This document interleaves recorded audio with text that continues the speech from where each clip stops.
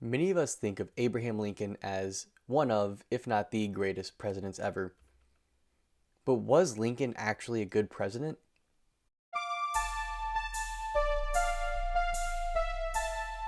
That's what I'm going to be diving into today and looking at a book by Thomas DiLorenzo called The Real Lincoln, where he really gives a lot of information that I don't think most people have about Abraham Lincoln. And I think it's really helpful in forming your opinion on him as a president as a whole, and not just getting the good side of things that our history teachers tell us. So today we're going to be asking that question of, was Abraham Lincoln a good president? And like I said, many will argue that he is the best, or if not the best, one of the best. And I would have said that for a long time as well. I was someone who blindly just said, yes, Abraham Lincoln did all these great things.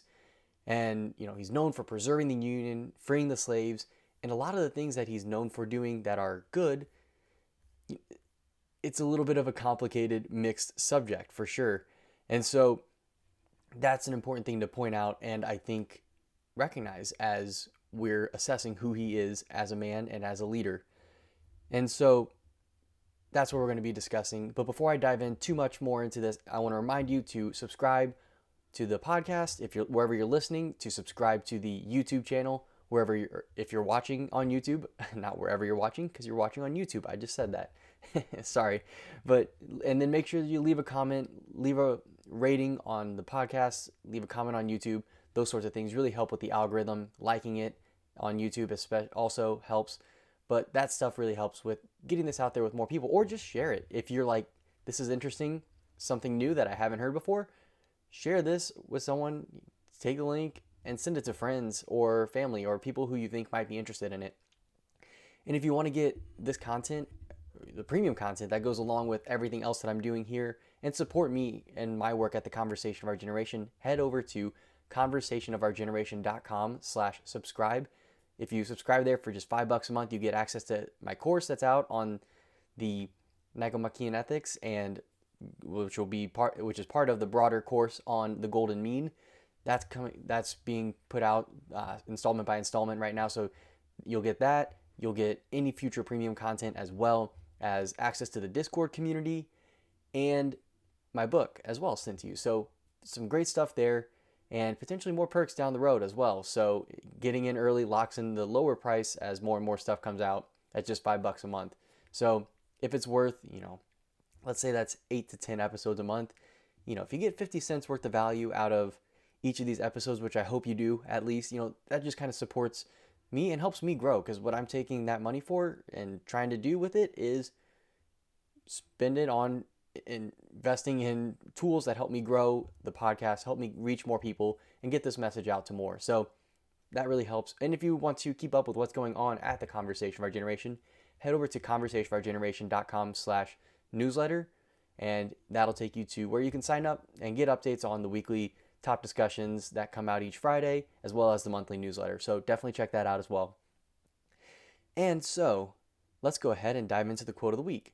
And this one is from Abraham Lincoln, and it's from his first inaugural address. He says, "This country, with its institutions, belongs to the people who inhabit it. Whenever they shall grow weary of the existing government, they can exercise their constitutional right of amending it, or their revolutionary right to dismember or overthrow it." Doesn't quite sound like the man who was hell-bent on keeping people in the Union who were trying to leave it legally, does it?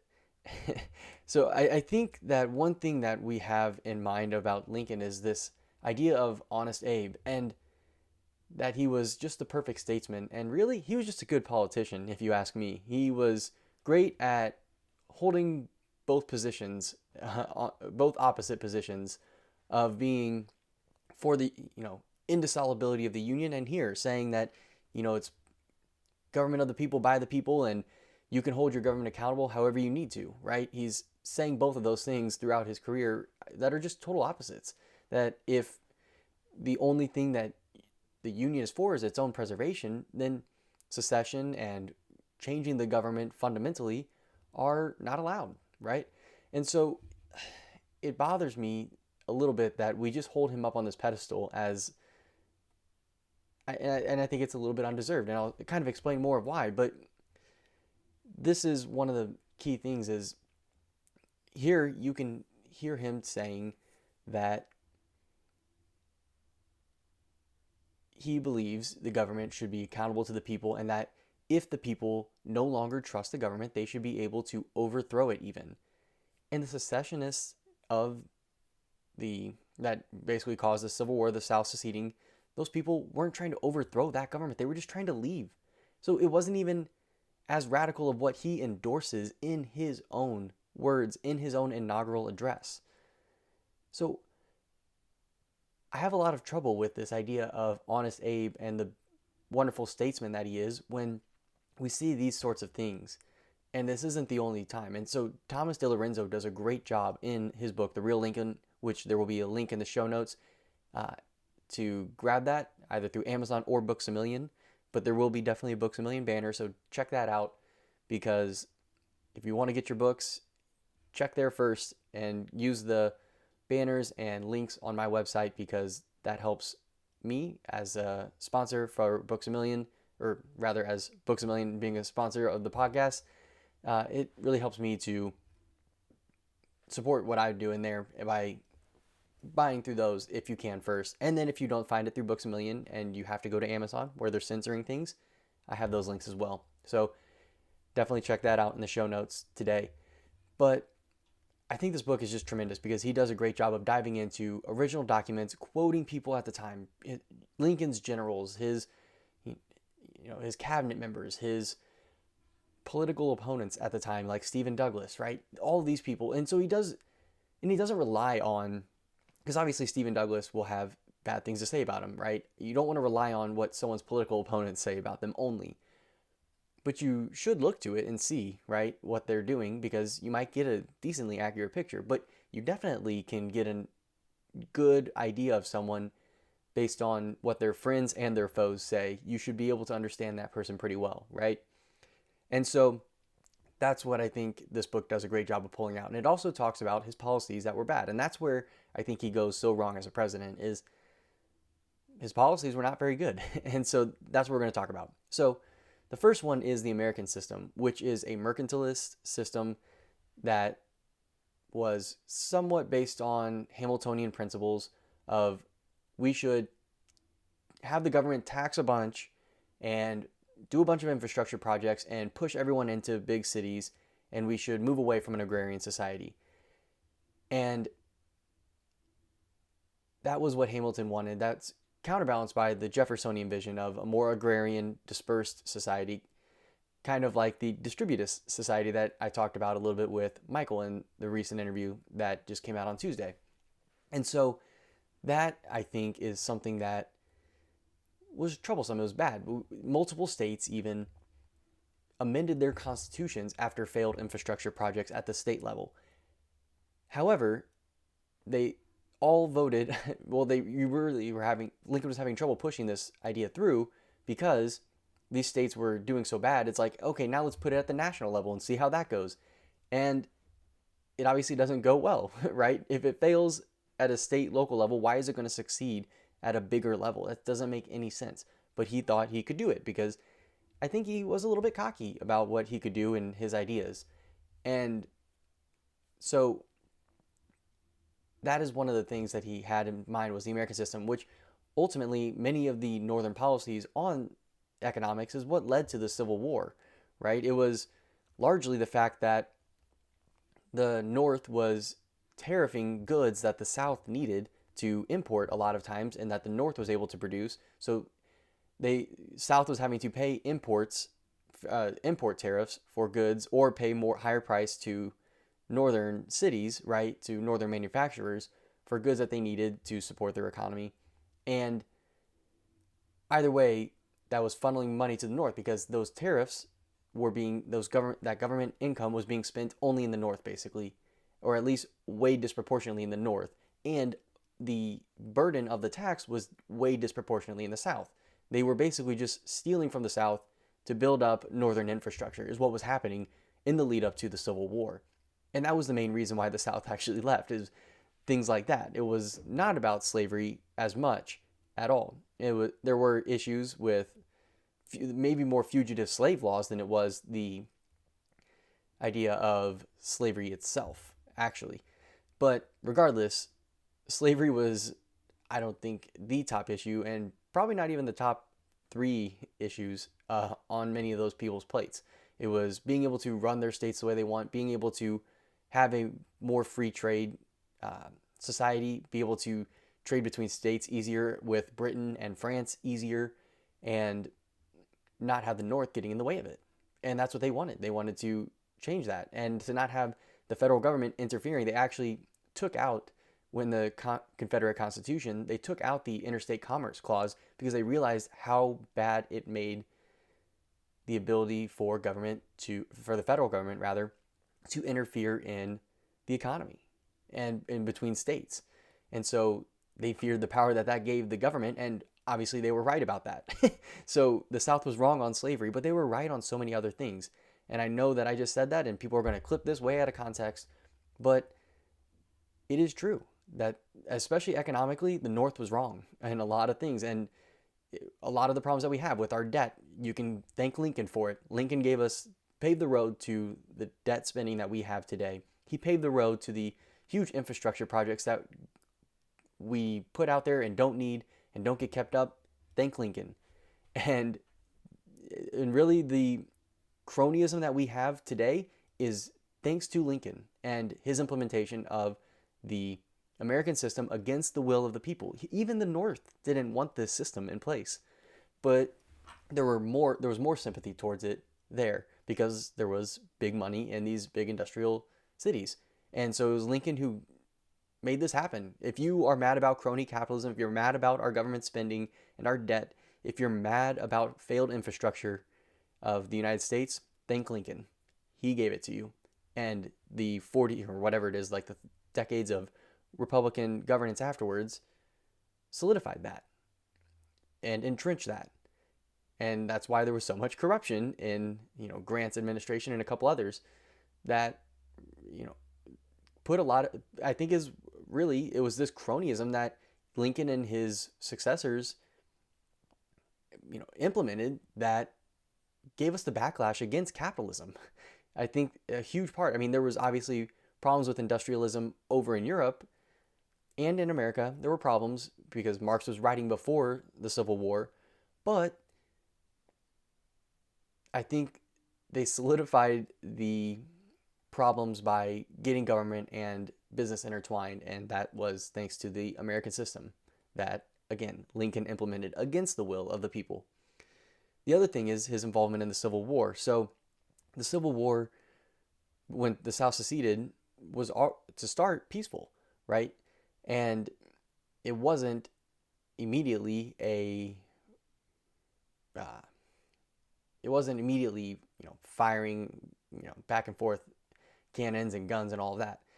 Really, what happened is Fort Sumter in South Carolina, when South Carolina seceded, the North didn't give that up. They didn't pull out of there like they did out of many other places, and they kept that fort.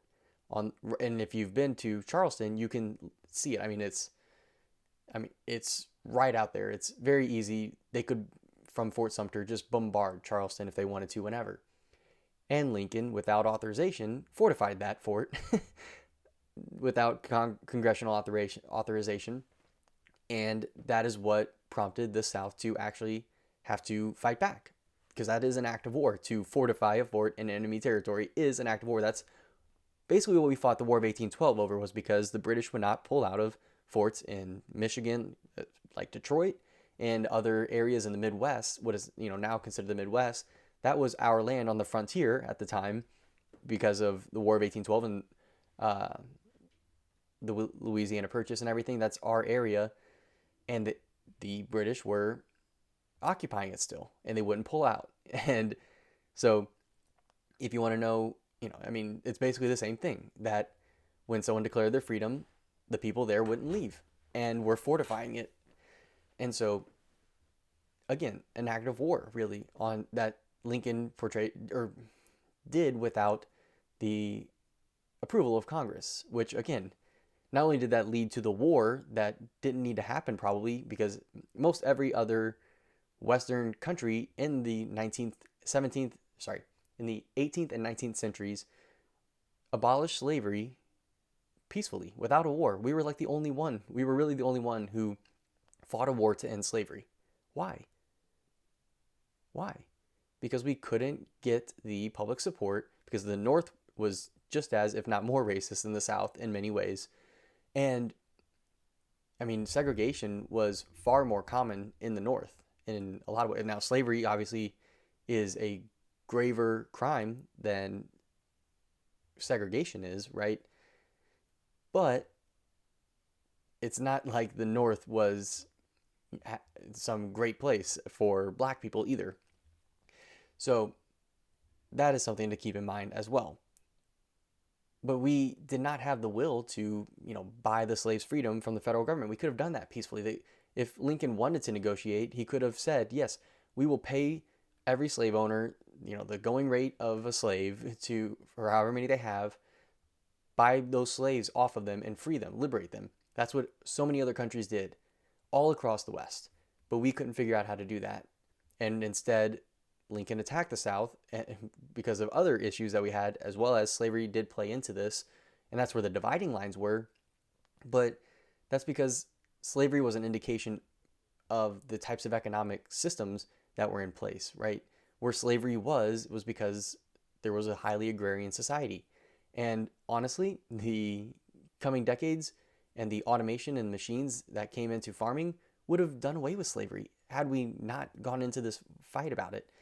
And so Lincoln's involvement in the Civil War, getting that started, was unnecessary to begin with, impractical, imprudent, and on top of that, he was losing. He was not a great leader as a military leader. He was cycling through generals, and it wasn't until Sherman decided to go through and burn down towns, commit war crimes, pillage, just insane amounts of wealth from Southern citizens, not military, and then he would randomly kill citizens. His men would just rape women left and right, would just pillage.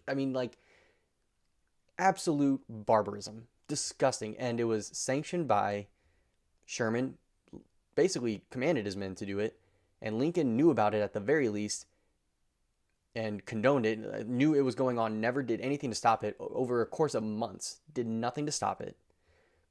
Potentially even, gave the wink and nod, right, to committing war crimes against these people who he's calling his countrymen. That's disgusting as a leader. In my book, makes you a bad president. Just reading the account of what happened here with Sherman, it's infuriating. It took me a long time to get through that part of the book because I was so angry at someone could stand up and say, I'm doing this for the preservation of the Union. I'm here. I'm the hero and the savior. And just know that as he's saying that, his generals are out there burning down towns, raping, stealing, murdering people, murdering citizens, boys and women and men who are not fighting, old men, just randomly saying, where the Confederate Army is going.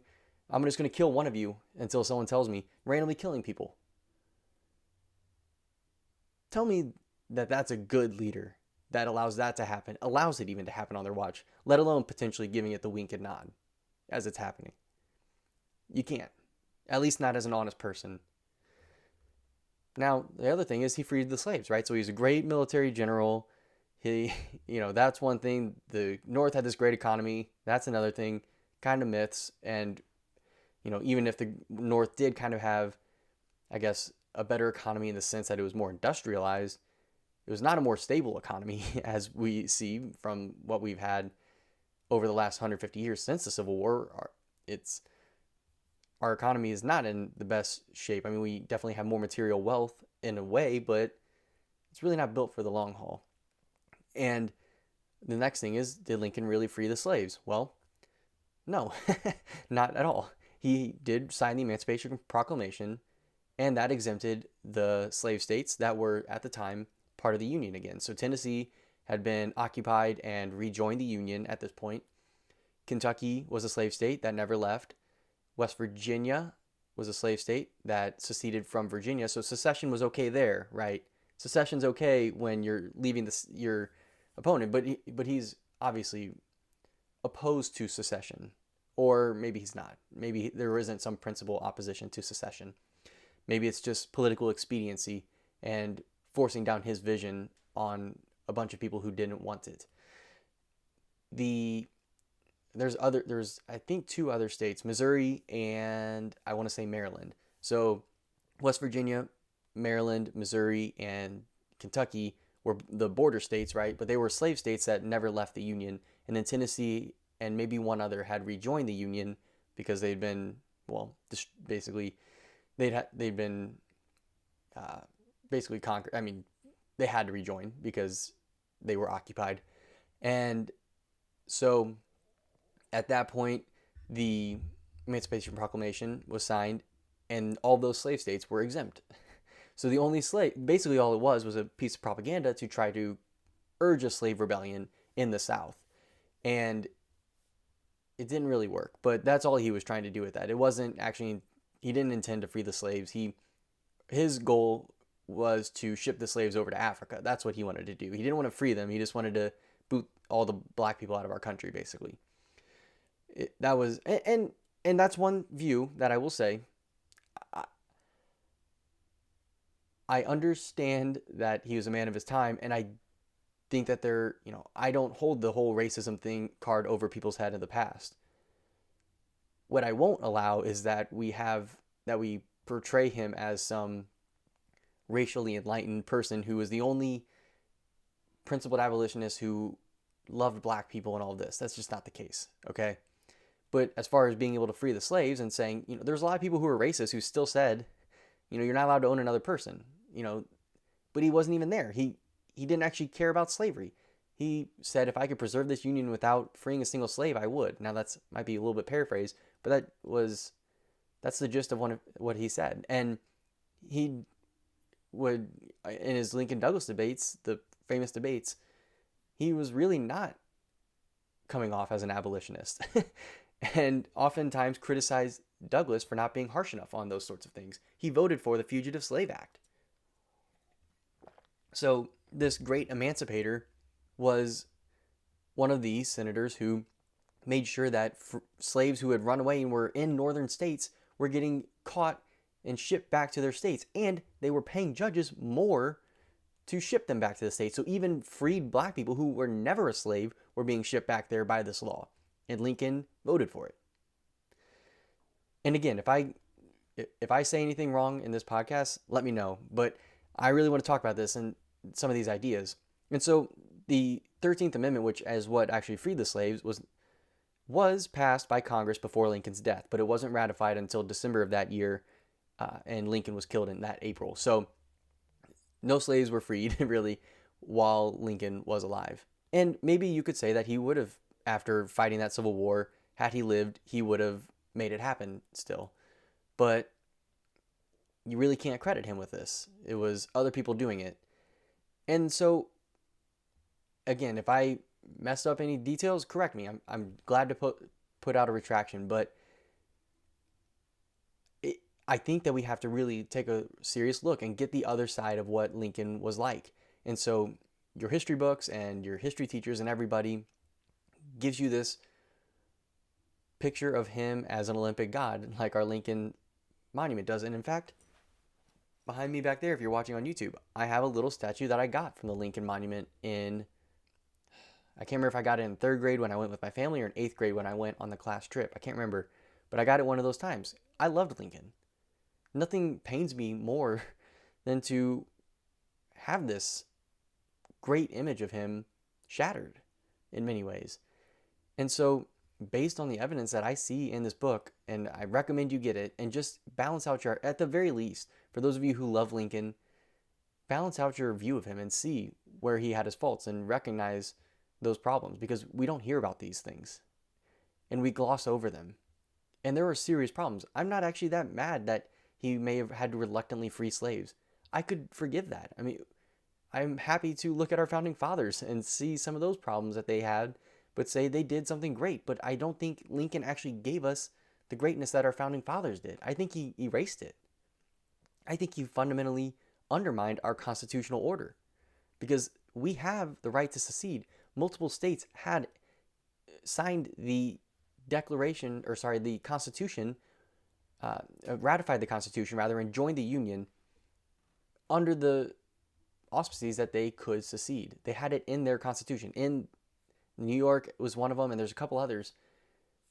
And no one questioned the right to secede until really Abraham Lincoln decided that you don't have one. And none of our founding fathers, even Alexander Hamilton, who Lincoln idolized, and Henry Clay idolized, that's kind of your flow of things from Hamilton to Clay to Lincoln, kind of passing on the torch of, I would argue, tyranny, and at least a hunger for it. Even Alexander Hamilton didn't doubt the right to secede. And so, was Lincoln a good president? I don't think so. And those are some of my reasons why. And I think if you read this book, you'll come away with the same conclusions, or at least you will probably take him out of your top presidents list. That's for sure. Because I think what he did to our country is irreparable damage, actually. And I think that letting the South leave would have been just a far better option in the long run. And maybe we could do a podcast in the future on what might have happened had that been the case. But for now, I want to remind you to check out more of the resources that I have. Go to conversationfourgeneration.com/library for a full library of my book reviews there. Lots of great stuff to check out. If you want to get signed up, head over to conversationfourgeneration.com/newsletter. That'll take you to where you can get updates on the Conversation for Our Generation and my top discussions. Go to conversationfourgeneration.com/subscribe to get access to premium content, my courses, the Discord community, which is popping, and lots of good stuff happening there, as well as a copy of my book. It will be included in the $5 a month membership. So head over there to do that. And that is everything. Make sure you subscribe. And thank you for listening to this episode of The Conversation of Our Generation. Let's get the dialogue going. Talk to you next time.